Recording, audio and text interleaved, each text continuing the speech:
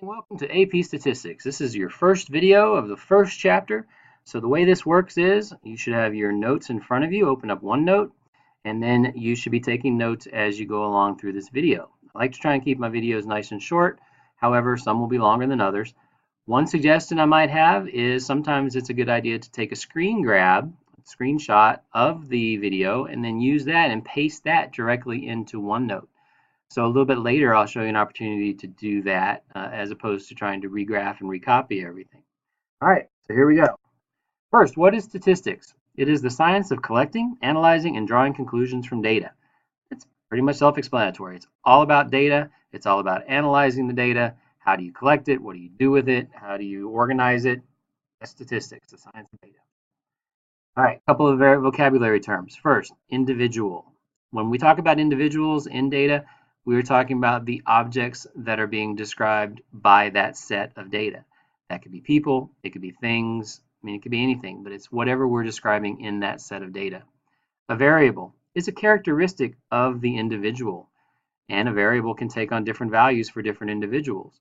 If I am analyzing a class and we have a bunch of different characteristics of the class that we're interested in, how many freshmen, how many sophomores, how many blondes, how many brunettes, how many whatever you want, you can have lots of different variables in a data set.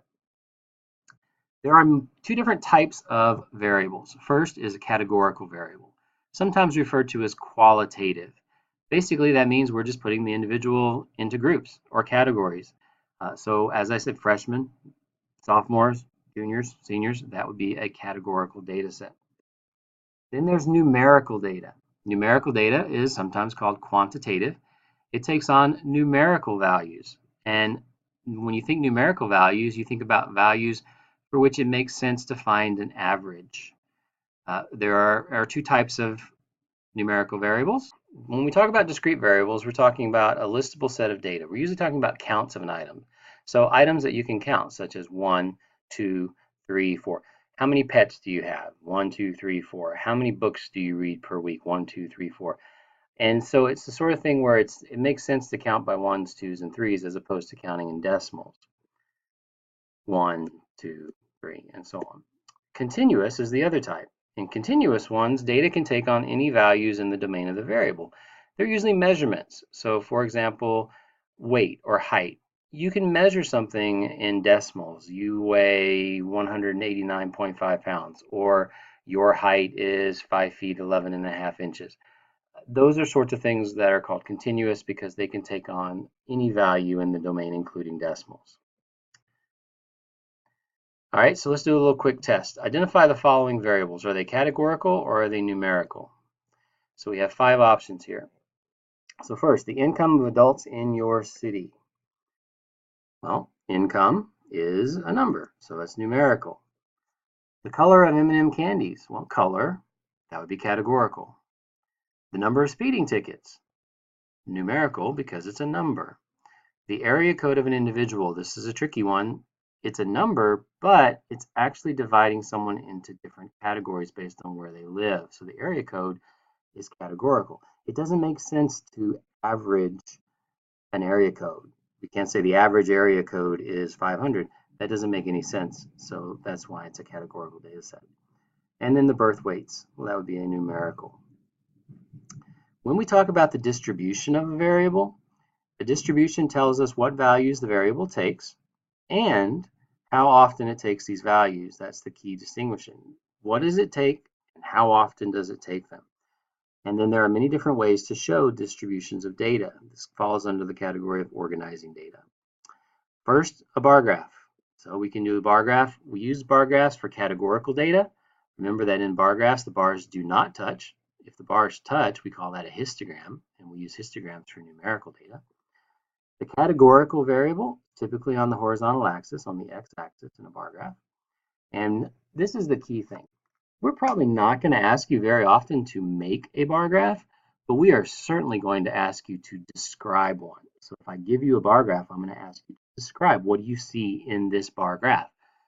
And when you are asked to describe a bar graph, you always want to make sure that you comment on which variable occurred the most often or the least often.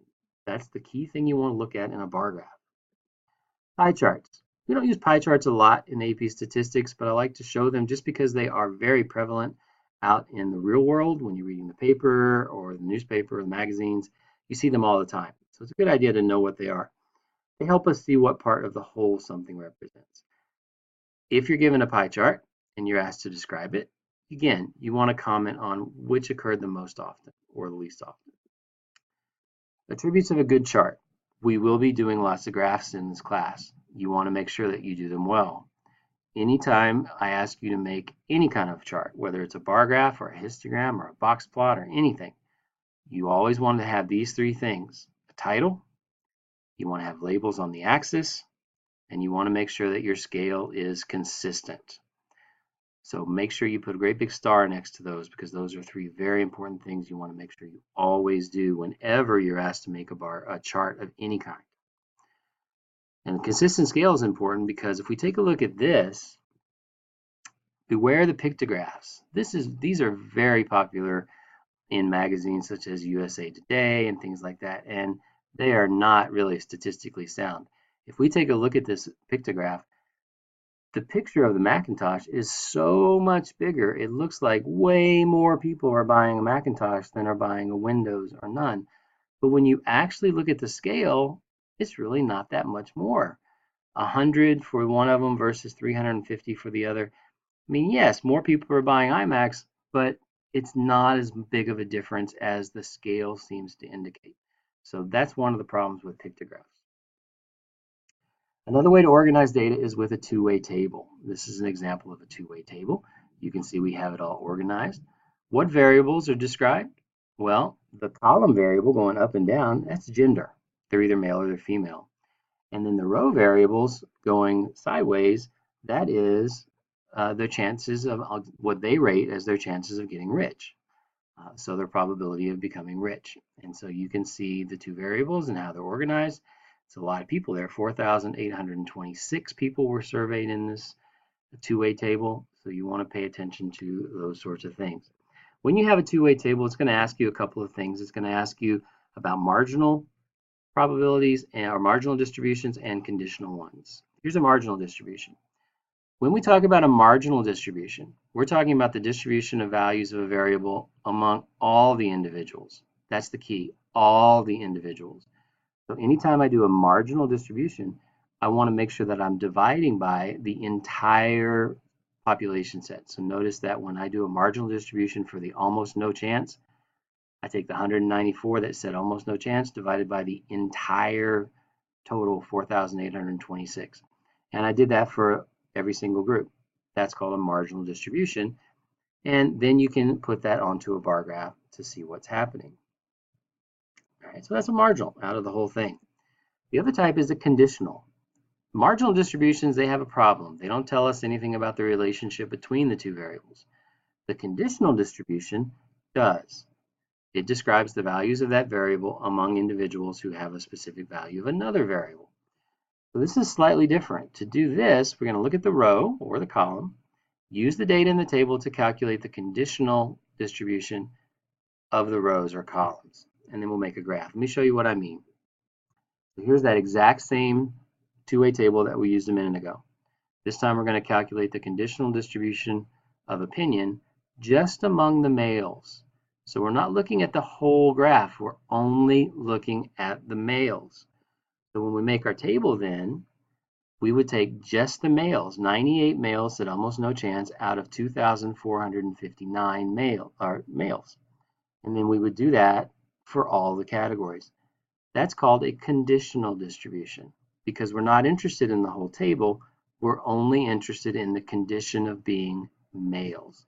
And then we can take that and we can turn that into another bar graph. We could turn that into a side-by-side bar graph if we looked at males and females, or we could even turn that into a segmented bar graph, which is what one of those things are. So lots of different ways we can organize this data. That's it.